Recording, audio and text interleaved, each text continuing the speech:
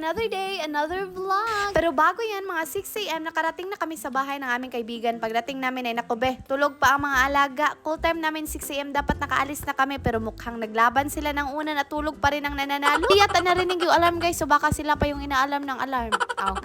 At fast forward ay nako, diba 6 a.m. talaga yung schedule pero nakaalis kami mga almost 7:30 na guys. Kita nyo naman bash, basta mga Pilipino ganyan talaga, may cool time pero may sariling time din, ganun. At buti na lang talaga guys, nakarating kami ng safe at hindi kami nagkaligaw-ligaw sa daan papunta dito. At ang laki talaga ng tulong ng tollway guys, walang traffic. Tapos diretso-diretso lang talaga, pero syempre hindi ka makakadiretso kung hindi ka magbabayad. Ganun talaga, walang libre sa mundo kahit sa pagdiretso. At nandito pala kami ngayon sa Ambassador Hotel at ayun no, twinning at matchy-matchy kami ng sandal guys. Pero alam nyo ba, for the kapoy talaga mag-heels, lalo na sa mga taong katulad ko na hindi sanay sa ganun kataas. Pero laban lang tayo para sa demure look daw. Kahit feeling ko kinakain na ng heels yung bagtak ko. Agoy, tiis, ganda is real.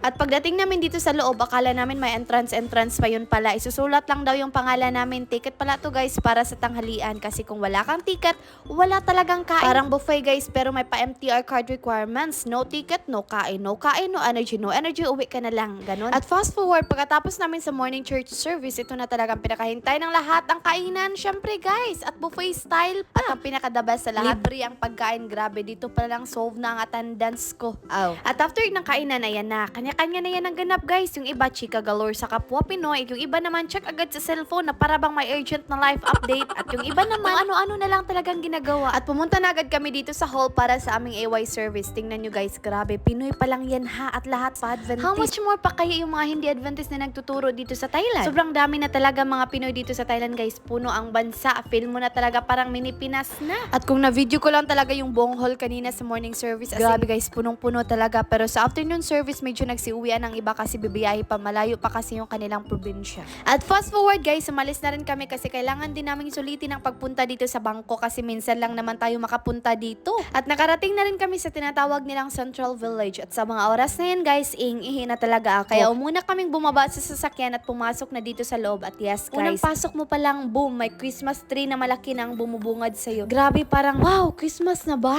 Ganun. And of course guys, maghunting na tayo ng toilet. Habang naglalakad kami, grabe ang daming tao dito, sobra. At pagkatapos namin dito guys, naghanap na rin kami sa aming mga kasamahan. O, diba? Parang naglalaro lang kami ng tagu-taguan. Tagu-taguan, maliwanag ang buhay. Bilang ng 3 ay nakatago na kayo. Ganon. At pagkatapos namin dito, naghanap na rin kami sa aming mga kasamahan. O, diba? Parang naglalaro lang kami ng tagu-taguan. Syempre guys, may mga mabibili rin pala ditong pagkain. Kung napapagod ka na at nagugutom sa shopping, bili ka lang ng pagkain. Relax ka konti, tapos balik agad sa shopping mode. At ang pinaka-the best pala dito sa Central Village guys, ay malapit lang talaga siya sa airport. Kaya ito ang kanilang pinaka-the best view. Pero minuto lang talaga, kailangan ka lang maging super attentive sa pagdinig kung malapit na bang airplane. Para makunan mo ang perfect shot ng the best view. Grabe, parang photography, plus plane spotting, plus shopping adventure sa isang lugar. At fast forward, dahil madilim na, naglakad-lakad lang kami dito, tingin-tingin. Unang stop namin sa Body Bath Works. Grabe to talaga guys, the best. Try talaga namin lahat yung nakasulat na try me. Well, why not? Libre naman. Parang mini taste test pero sa sabon at lotion edition. Well, hindi rin papalampasin yung mga pabango guys. Ay sa mga oras na yan, parang hindi mo na ma-identify yung mga amoy sa dami na sinisimhot namin. Grabe, parang nahilo na kami. Kaya lumabas na rin kami. Pero syempre, importante paglabas, mabango kami. Ganon. And of course guys, kung may bata kayong dala, agoy, hindi talaga sila maboboard dito dahil may playground. And you know guys, wala talaga kaming planong bumili kasi nga medyo sa kagipitan nga. Pero grabe yung blessing naman lumalapit sa amin. And thank you talaga Monara family for your love and generosity towards us. Grabe, sobra kaming na-touch sa inyong kabutihan. God bless you. Parang hindi namin nakalaang mangyayari to guys. Blessing overload. Talagang ramdam mo yung kabutihan at pagmamahal ng mga kaibigan mo. At sobrang thankful kami, sobra. Parang di lang shoes to, happiness na rin sa puso namin. Life lesson guys, minsan kahit wala kang dala o kaya kagipitan ka, darating pa rin ang blessing sa'yo. Mahalaga lang na bukas ang puso mo at pagmamahal at handa kang tumanggap. Talagang natututo ka na hindi lahat ng good things kailangan mo ipaghirapan. Minsan,